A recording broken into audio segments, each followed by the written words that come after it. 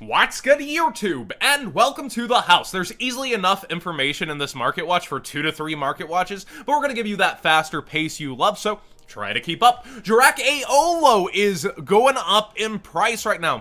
Why could that be? Well, Miscellaneous Source just went back to 3, and Dracaiolo never got a reprint. Dracaiolo is one of the best cards to actually go out and get with Miscellaneous Source being a tuner, and we now have the IB Synchro coming as well. So Overraptor, essentially, like it was a 1-card Dinglong, is a 1-card IB Synchro, and that's a pretty good play. So do expect to see this perhaps even go up from here. We've seen Dracaiolo reach crazy prices before. People are very hyped for dinosaur stuff, as we've seen, and the dual terminal just going back off of the scale.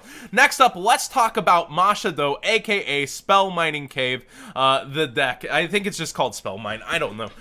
Wave Motion Cannon is pretty insane for $20 for the common here, and that's the cheapest near mint on eBay too, is 20. The super, however, reaching upwards of 100. Hey, I have them for 95. Do I hear 95? Anyone want to take them for 95? I've got them in my closet.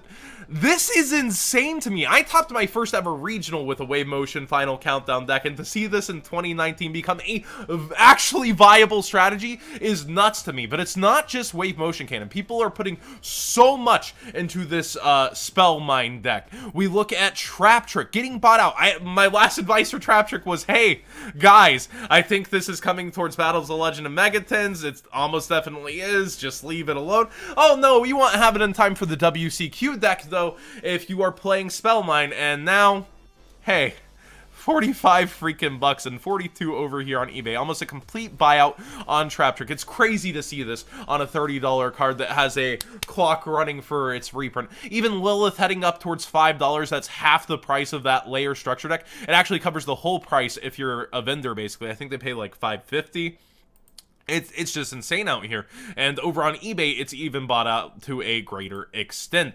Now, this is a viable deck. Let's quickly cover what it does and how it acts. You have 3 Liliths, 3 Trap Trick, 3 Metaverse, which I would highly suggest getting right now as it's running out of quantities completely on the market, even being from starter deck in Zombie Horde. Somebody might be hoarding a stack of these, but do expect, I would hope, quantities to replenish on the market. Still, get yours sooner than later while it's cheap. So you have 3 of those, 2 Terraformings, and 3 Spellmine itself. That's a lot of freaking ways to put out Spellmine. And then Lilith, once your opponent plays a monster, you can just kind of try to react and get itself off the field, so you have a different amount of monsters and you end up getting them in the good old lock. Yeah, so we're burning people in 2019. This is going to be the equivalent of being in Zodiac format and playing against Chainburn, basically, and then hoping that everyone running around playing True Dracos is taking the deck out across from you. Yeah, seriously, the True Draco players are like patting themselves on the shoulders right now, like, be thankful for us, for we will take this deck out for you. True Draco is like the only deck with this amazing matchup against this deck, and everything else is going to struggle. Your best hope is to not play the deck. It's actually in that crazy of a situation. The danger stuff is going up, and apparently this is just from it not getting hit on the ban list, and you know, you have to play this at the WCQ, so unfortunate for those really rushing towards the market. For those of you more casual players, hey, you know, the Megatons have already announced these cards. Just wait if you're not playing in the WCQ, but if you are thinking this is your deck for the WCQ, ouchies, your wallet's gonna hurt. Danger Nessie is back up as well. Danger Jackalope hanging in there. Everything about the dangers, it's just so, it's so sad that people, you know, we knew it wasn't gonna get hit on the ban list from the Megaton description when it had Danger Snack. Like, why would people think it was gonna get hit when they're gonna resell the reprints? Like, it's crazy to me. So another card I was thinking about is Magic Deflector against the Spellmine Cave thing, but realistically, one card has been going up that I wasn't thinking about against Spellmine. I was thinking about it against the Pendulum decks, and that's why it was originally up. It's not Card Blocker. It's Gate Blocker, perhaps. Gate Blocker. I was thinking of a different card. Yeah, Gate Blocker has 1 printing from Dragons of Legend. Negate the effects of your opponent's field spell cards. Oh yeah, it has that effect. It's not just your opponent cannot place counters on cards on the field. This is going first against the Endymion deck. This was kind of a meme, but now this first line against Spellmind Cave is actually hilarious too. I don't think this is a really insanely great card, but this line actually gives it a little bit more use, as I believe Spellmind only stops activated effects, so you have a floodgate to shut it off. It's kind of hilarious. Next up, I wanted to get into Dark Neostorm once again. Now, keep in mind, the main release is later this week. We are still in pre-sale terms, even though people have hit their sneak peeks. No material is quickly going down here, and it is mostly a going second option, pretty similar to Phantasme, but it's going down because people who got these boxes at 60, they're getting their whole box back on one card, and you typically want to do that as a business to be able to flip your money. Similarly, Ghost Sister and Spooky Dogwood is up here on TCG Player. Now, no material, more expensive on eBay. Ghost over here, Ghost Sister, is less on eBay. So again, you always want to shop around. I usually consider TCG Player a pretty bad measuring stick until a set hits, and then it gets really competitive. Signet Mining, 45. You'll see over on eBay, it's a little bit cheaper. You see Cherubini up here, it'll be cheaper on eBay. Avermax, way cheaper, way cheaper on eBay. Now, people are actually wanting to pick up Dingirsu more, as I understand, but when we look at Avermax over here, we see, yeah, I'd much rather be paying this $25 than $40, huh? But this is one that I could see going up over time. If TCG Players trying to hold the line this seriously right now, they're either making sales in this price range, because there is 10% bonus bucks back on TCG Player today, by the way, so sales are a little crazier than usual. This right here is a sign to me that there's that much of a gap. Something's up. Something is usually up. And Avermax is a really good card. Ib the World Chalice, Synchro here towards 25. Dingirsu. Let's actually look up Dingirsu on eBay. Dingirsu Ian. I want to check that out. Dingirsu Ian. Video editing done live and cheap by Jonathan Moore. Yeah, a bit cheaper on eBay, but not too much. So it does seem like Dingirsu, even as an Ultra having a bigger pull rate, more people are after this generic rank 8.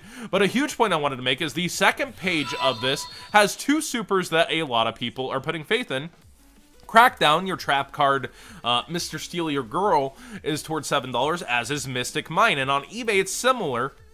$6-ish for Crackdown, and the same for Spell Mining Cave. So brand new supers, really up there early. Wait till the set comes out. Wait till a ton of these are getting pulled. I think they'll dip initially, but these are two cards, since they're not going to be reprinted until, I think at minimum, next March. Most likely, when we finally get that 100 card set like Duelist Saga / Kaiba Collection / Dual Power, until that March set comes, I don't think we'll see any coolant on cards like these. So these could be going back up after the special editions release and a couple of months go by.